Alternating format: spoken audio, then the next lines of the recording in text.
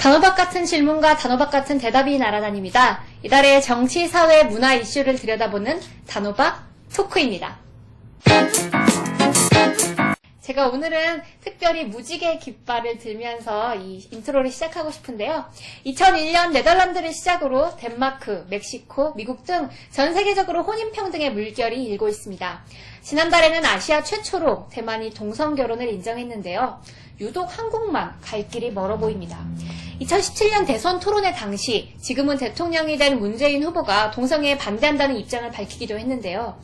오늘은 공익인권법재단 공감에서 활동하시는 장서연 변호사님을 모시고 성소수자 문제에 대한 이야기를 나눠보도록 하겠습니다. 환영해 주시죠. 장서연 변호사님이십니다.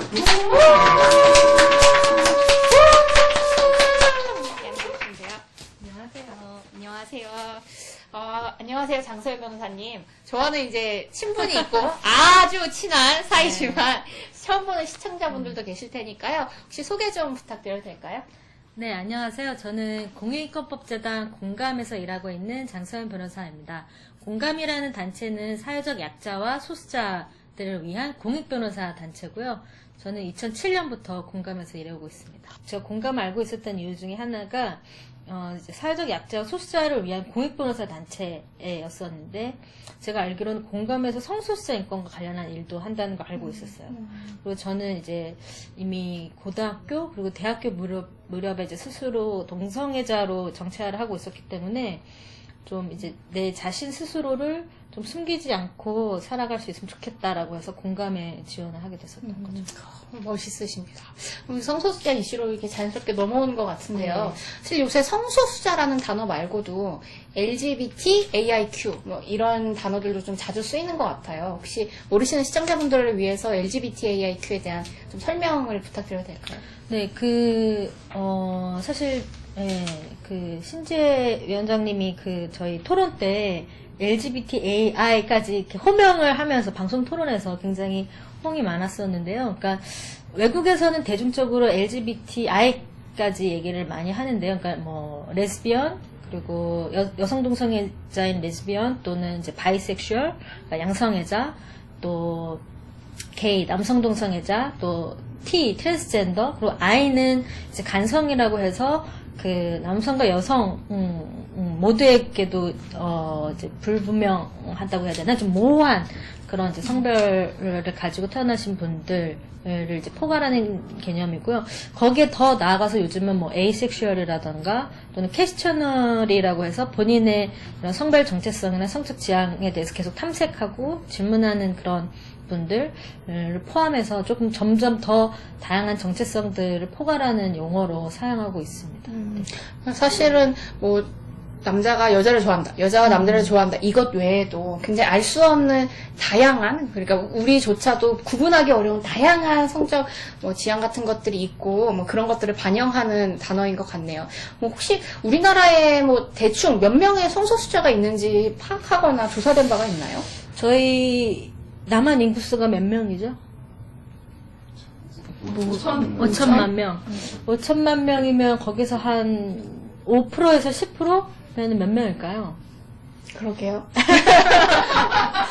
그만큼이야 됩니까? 참고로 이런 말도 있어요. 그러니까 중국의 그 성소수자가 그 남한 인구만 하다. 인구수 또는 중국의 그런 이제 뭐 성소수자 관련한 이런 이제 뭐 산업이나 이런 게 워낙 또 발달하고 있는데 생각해보면은 거의 남한 인구수 많기 때문에 굉장히 뭐 산업적으로도 발달하고 있다 이런 이야기도 있는데요.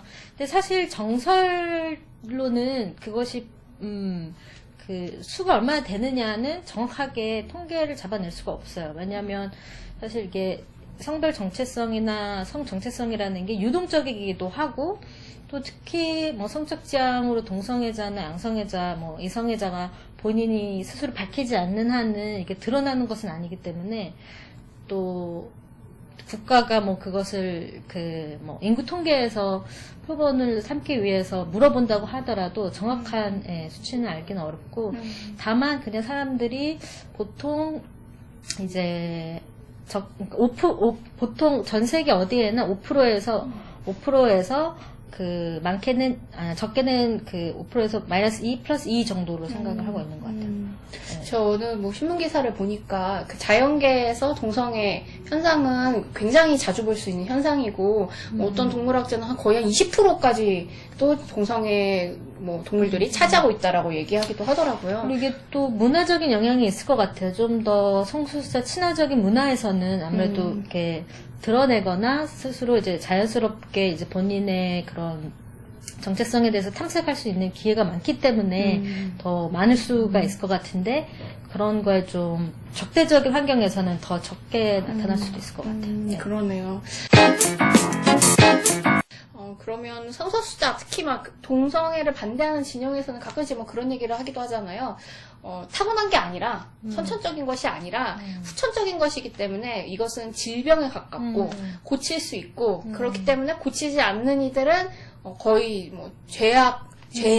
고치지 않는 것이 죄악이다. 뭐 이렇게 주장하고 있는 분들도 계십니다. 참, 네네. 저를 보기에는, 당신이 죄다. 막 이렇게 얘기하고 싶은데, 네. 어떻게 보시나요?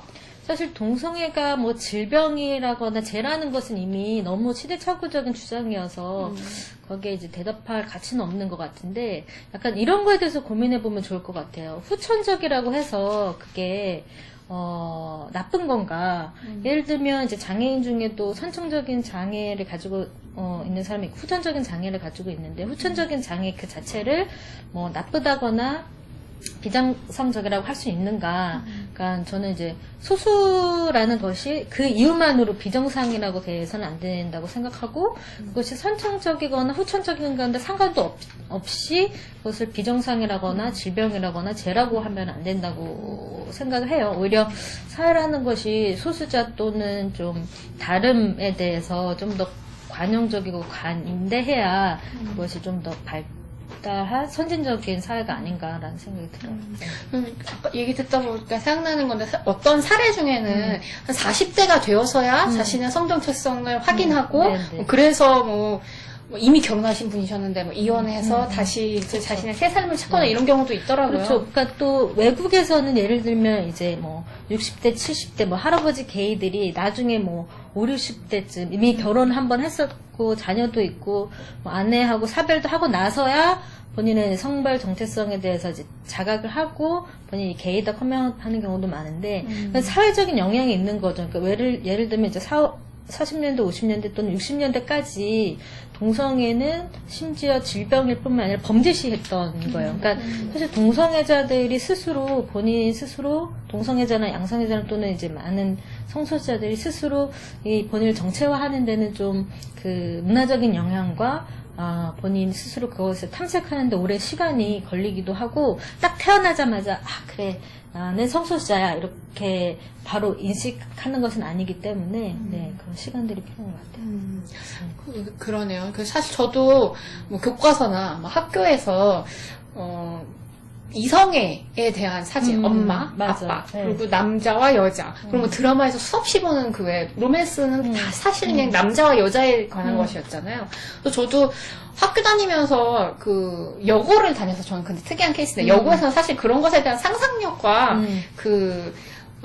이벤트들이 많이 발생을 하더라고요. 그래서 좀 그나마 괜찮은데, 그리고 저는 약간 좀 연극, 뭐 이런 거를 막 주로 해가지고 만화를 좋아하고 막 이렇게 해서 그런 것에 대해서 어렸을 때부터 별로 이렇게 문제시가 안 되고 있었는데, 일반 중고등학생들은 일반 학교를 다니면서 그런 것을 접할 가능성이 굉장히 많이 떨어지고, 그래서 성소수자 중에 청소년인 분들은 스트레스도 굉장히 많이 받는다고 하더라고요. 그래서 자살 충동 같은 것들이 일반 또래들보다 훨씬 더 높고, 혹시 그 성소수자 중에 청소년인 분들의 어떤 사례나 뭐 이런 사고를 좀 접하시는 게 있으신가요? 사실 소수자로 태어나서 좋은 점이 있고 나쁜 점이 있는데요. 가장 억울한 점은 이 문화가 너무 이 소수자를 배려하지 않는 문화, 너무 이성애 중심적인 문화. 그러니까 말씀하신 것처럼 드라마도 너무 이성애 연애 이야기만 나오고, 그래서 이제 뭐 동성애자, 뭐 동성 키어물 이런 걸 보기 위해서는 뭐 좀 더 수고를 드려야 된다는 거죠.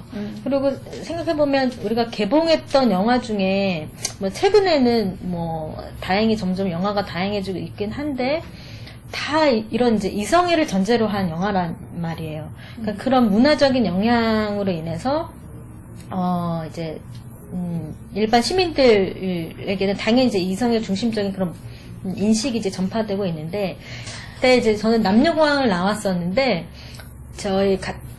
남녀 합반이기도 하고, 근데 저희 친구들은 남자 선배에 대해서, 좋아하는 남자 선배를 만나면 약간 가슴이 뭐, 콩콩콩 뛰고 이렇게, 했었는데, 저는 남자들한테는 관심이 없고, 제가 좋아하는 여자 선배를 만나면 약간 이런 설레임을 느끼는 걸 알게 됐죠. 그리고 대학교는 이제 여대로 오면서, 네.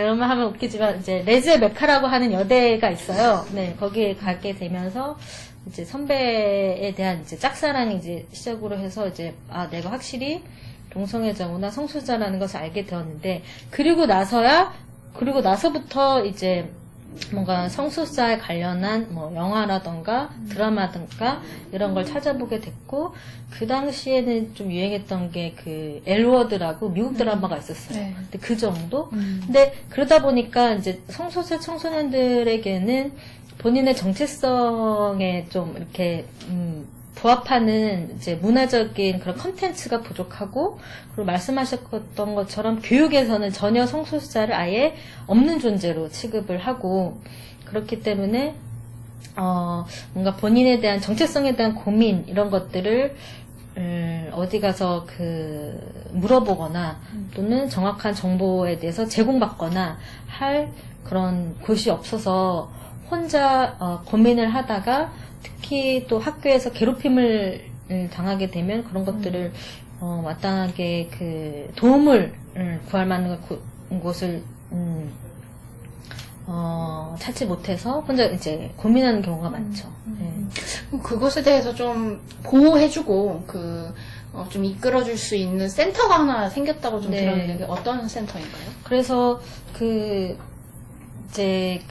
이 성소수자 청소년들이 오히려 고민을 해서 뭐 정부에서 운영하는 청소년 상담소라던가 이런 데 전화하면 오히려 잘못된 정보를 주거나 청소년 성소수자들에게 오히려 더 상처되는 답변을 하는 경우가 많아서, 오히려 NGO에서 청소년 성소수자 위기지원센터 띵동이라고 한 3년 전에 이제 발족을 했고요. 그래서 이런 위기에 처한 청소년 성소수자들을 도와주고 있어요. 그러니까 청소년 성소수자들 같은 경우는 좀 어려운 게 학교에서도 배척당할 수가 있고, 또 가정에서도 문제 갈등이 있는 경우가 많아서 탈가정이나 탈학교 청소년들이 많아서, 그러니까 이중적으로, 삼중적으로 이런 취약한 위치에 있는 청소년들이 많아서, 네, 그 지원 센터에서 좀 도움을 주고 있습니다. 그런 기관이 늦었지만 좀 생겼다는 게 얼마나 다행인지 모르겠습니다. 혹시 성소수자들의 차별에 관한 국제적인 규범이 있나요?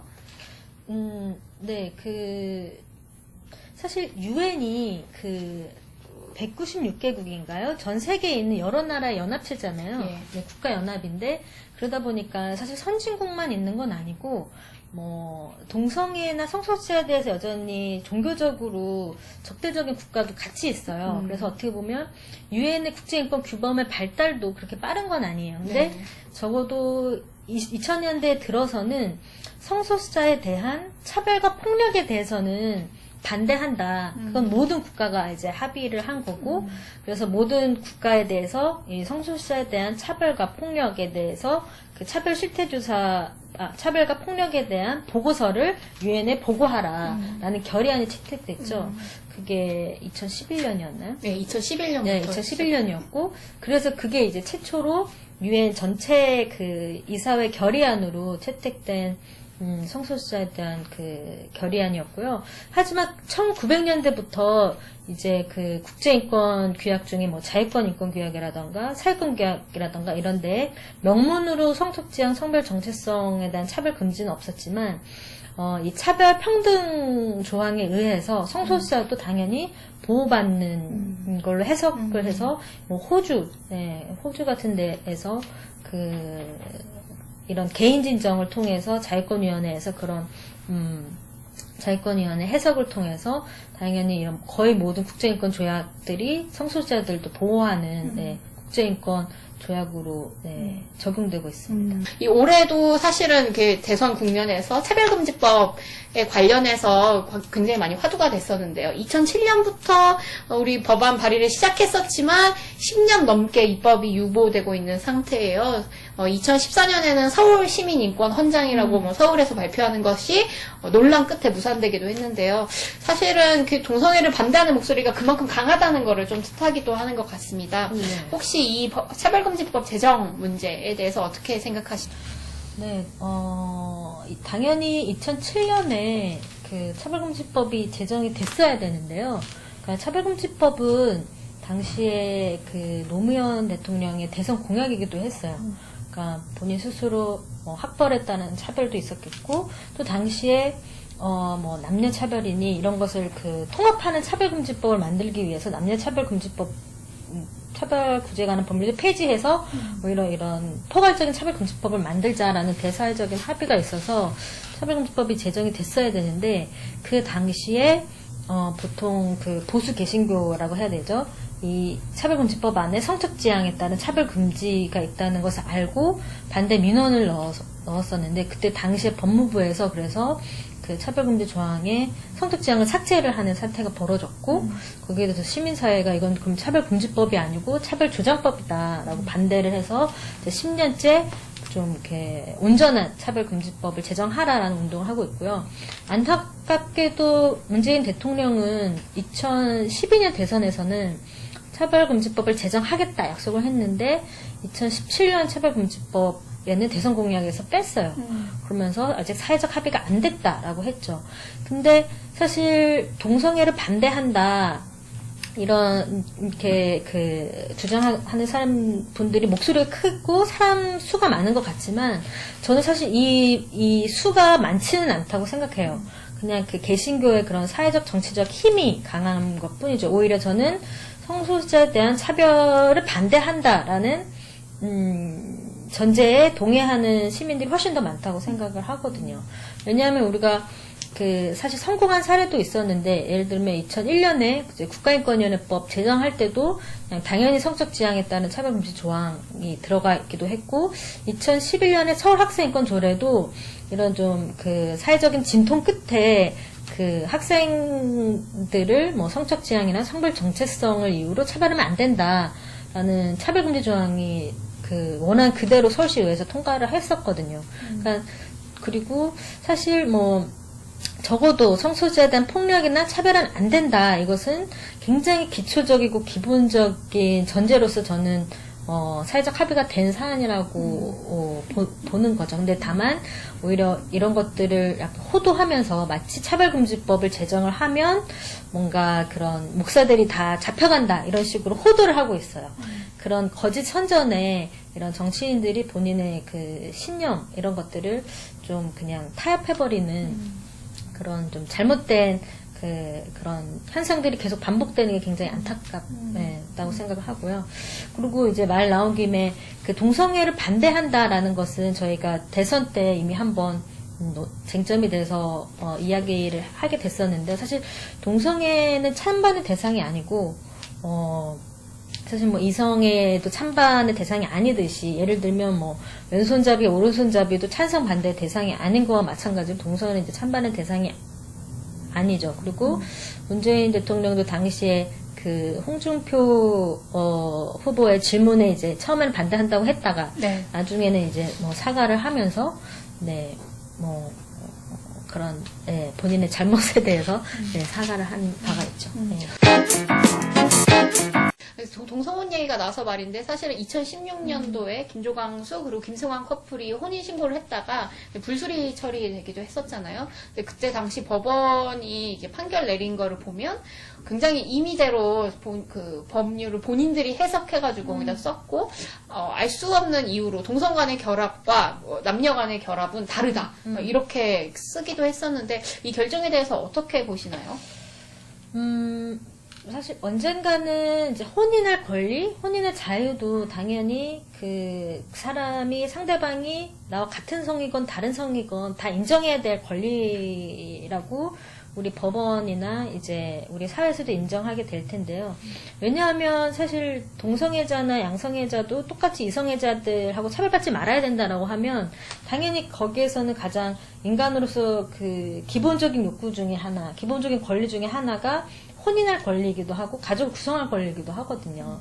근데 지금 제도 하에서는 이 꼭 결혼을 남녀만 혼인신고할 수 있도록 되어 있고, 남성, 여성끼리는 이제 혼인신고할 수 없기 때문에 사실상 이거는 동성애자나 양성애자나 어쨌든 또는 이제 트랜스젠더나 이런 성소수자들을 차별하는 법제인 거죠. 그렇기 때문에 이제 많은 나라에서는 이제 동성혼이나 이제 지금은 이제 동성이란 표현을 안 쓰고 이제 메리지 이퀄리티 혼인 평등이라고 하는데 그런 인정한 추세이죠. 근데 2013년에 김조광 수, 김승환 씨가 결혼식을 하고 혼인신고를 했지만 이제 서대문구청에서 반려를 했었고 그리고 이제 그 서울 서부지방법원에서 혼인신고 반려가 정당하고 이거는 헌법에서 금지하고 있는 차별에 해당하지 않는다라고 이제 판단을 했는데요. 그 이유가 일단 우리 민법에서 사실 뭐 혼인할 때 그 남녀만 할 수 있다라거나 동성혼을 금지한다거나 이런 명문 규정은 없지만 뭐 민법 규정의 부부라는 표현이라던가 부모라는 표현 때문에 이런 약간 성별 이분법적인 용어 사용으로 인해서 뭐 남녀를 전제로 한 거다. 그렇다면 이것이 그 동성 간의 결혼을 못하게 하는 것이 헌법에 반하느냐, 그러니까 차별에 해당하느냐라고 했을 때 그 남녀 간의 경우에는 이제 공동자녀의 출산 가능성이 있지만 동성 같은 경우는 이것이 없다. 이건 본질적인 차이다. 아이를 낳을 수 없으니까 혼인할 수 없다. 네. 본질적인 차이이기 때문에 이런 차별은 약간 정당하다는 식으로 이렇게 법원 판결을 했는데요. 사실 지난달에 있었던 대만 최고법원은 오히려 반대 판결을 했죠. 그러니까 사실 이제 혼인이라는 것은 자녀 출산을 전제로 하지도 않고 자녀 출산을 의무로 하지도 않고 또 재혼하는 경우도 있고 사실 동성이 자녀 출산이나 육아를 못하는 것도 아니고 그렇기 때문에 이 자녀 출산을 이유로 그 동성의 혼인을 못하게 하거나 그런 것은 그 차별이 정당화될 수 없다. 그렇기 때문에 대만 민법에서 동성 커플의 결혼을 금지하는 것은 대만 헌법에 반한다. 그래서 2년 안에 이런 위헌적인 상황에 대해서 후속 조치를 취해라. 이렇게 오히려 한국의 법원과 다른 판결을 했죠. 그래서 이 뭐 법을 해석하는 것도 결국에는 그러니까 뭐가 이렇게 늘 똑같지는 않고, 그러니까 늘 이제 그 어떻게 해석하느냐가 중요한 것 같아요. 조금 더 이야기를 좀 이슈로 옮기자면 장서연 변호사님을 아마 최근에 아신 분들은 그 몇 달 전에 있었던 그 천군만마 국방안보 이름도 길어요. 천인 문재인 기자회견, 천군만마 국방안보 천인 기자회견 때 그때 아닐까 싶은데요. 저는 사실 그때 풍경이 굉장히 인상 깊었습니다. 약간 극적이다, 드라마틱하다라고 생각했는데 왜 양복 입고 막 나이 지긋하신 분들이 막 이렇게 막 경례하면서 막 우리 국방안보 막 이런 거 얘기하고 있을 때 장소연 변호사님이 이렇게 홀홀단신으로 무지개 깃발 이렇게 들고 이렇게 걸어오시는 사진이 인상 깊었는데요. 보시면서 저는 와, 이게 용기가 엄청나다. 저 같으면 이렇게 떨려서 움직이지 못할 텐데, 막 이런 생각이 들었어요. 혹시 그때 뭐 즉흥적인 시위였는지, 혹시 떨리진 않으셨는지, 뭐 이런 게 궁금하네요. 사실 지금도 그 순간이 기억나는데요. 제가 이제 문재인 당시 후보에게 이제 다가가는 그 순간을, 저는 이제 문재인 후보가 그 천군만마 기자회견에서 이제 연설을 다 마친 순간에서 기다려서 주머니에 있던 그 무지깃발을 이제 펼치면서 나가면서 그 전날 문재인 후보가 생방송에서 저는 동성애를 반대하고 동성애 좋아하지 않는다라는 발언을 한 거에 대해서 사과와 그리고 저는 그런 발언들이 동성애를 정체성과 행위를 구분하지 못하는 사람들에게서 계속 발생하는 오류라고 생각을 했어요. 그래서 이렇게 한국의 성소수자 시민들이 살아가고 있고 또 이렇게 당당하고 아름답고 용기 있는 사람들이다라는 것을 직접 몸을 보여주고 싶었던 거죠. 그리고 사실 떨리지는 않았던 이유는 저 혼자 가지는 않았고 당시에 성소수 차별반대 무지개 행동 활동가 20여 명이 같이 갔었고요. 그래서 저희는 당시에 이 발언이 굉장히 심각하다고 생각했던 이유는 이렇게 그 생방송으로 전파된 사실상 동성애 해모성 발언이 특히 굉장히 유력한 대선 후보의 이런 발언으로 인해서 또 그 지지자들에게 확대 재생산되는 발언으로 인해서 미치게 된 성소수자 당사자들의 그런 심리적인 악영향이 굉장히 심각하다고 봤고 사회적으로 미치는 영향이 굉장히 심각하다고 봐서 이건 좀 바로잡아야 될 심각한 상황이다라고 생각해서 항의 액션을 하게 됐죠. 네. 아니 그날 사실 몇 분 못 버티고 끌려 나왔잖아요. 네네네. 조금 더 버텨왔어야 되는데 아쉬운 감이 없잖아 있었지만 아무튼 이렇게 끌려가시고 뒤에 전 그게 더 궁금했어요. 그 유치장에 좀 오래 계셨잖아요. 사실 네. 영등포 유치장에 제일 오래 계셨죠. 네. 하루 계셨던 걸로 알고 있는데.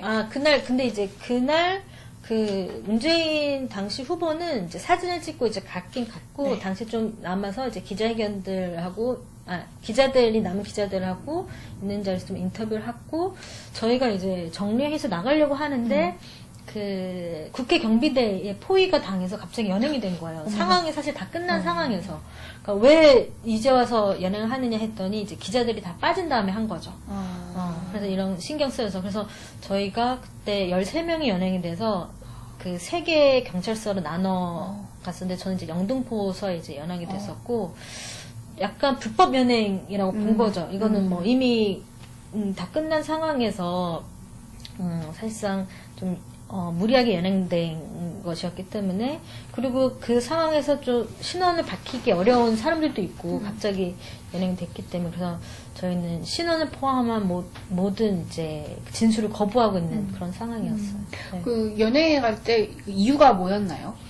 그러니까 국회에서 집회하면 안 되는데 집회를 했다는 이유였어요. 근데 저희는 집회를 한 게 아니고 문재인 후보를 만나러 간 거였고 사실 집회라고 하면 문재인 당시 후보와 천군만마가 하고 있었던 거죠.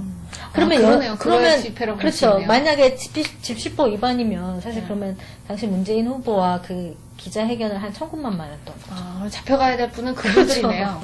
네네. 그렇군요. 혹시 사건이 사실은 어쨌든 종결됐다고 대부분의 분들이 알고 계시는데 혹시 끝나지 않았다고 들었거든요. 저희도 이제 그날 석방되면서 끝난 줄 알았는데 최근에 이제 영등포서에서 출석 요구서가 날라오고 이제 집시법 위반으로 경찰서 조사받아야 된다라고 해서 연행자 13명 모두에게 지금 출석 요구서가 날라와서 여기에 대해서 어떻게 대응할지 고민 중이에요. 그러니까 이 집시법 위반이 법 자체로 좀 문제가 있는 게 예를 들면 저희가 촛불 때도 청와대에서는 몇 미터 안에서 집회를 못한다라는 규정이 법률로 정하고 있기 때문에 못하는 거거든요.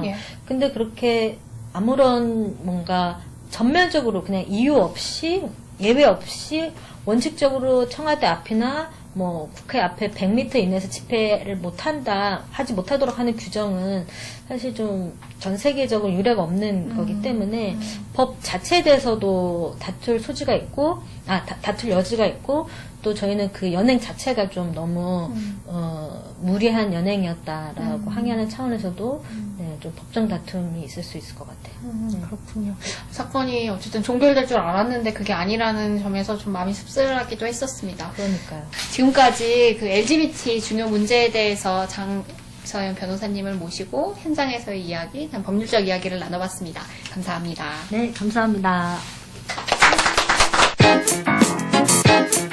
소수자 인권은 한국 사회가 어디로 갈지를 가늠하는 바로미터라고 생각합니다. 헌법의 평등 이념에 따라서 정치, 경제, 사회, 문화적인 모든 방면에서 어떠한 이유로든 불합리한 차별을 하지 않아야 하는 것은 민주주의 공화국인 한국이 응당 지켜야 될 가치겠지요. 하루빨리 동성 결혼이 법제화되고 포괄적 차별금지법이 제정되면 좋겠습니다. 그럼 지금까지 단호박 토크였습니다. 안녕!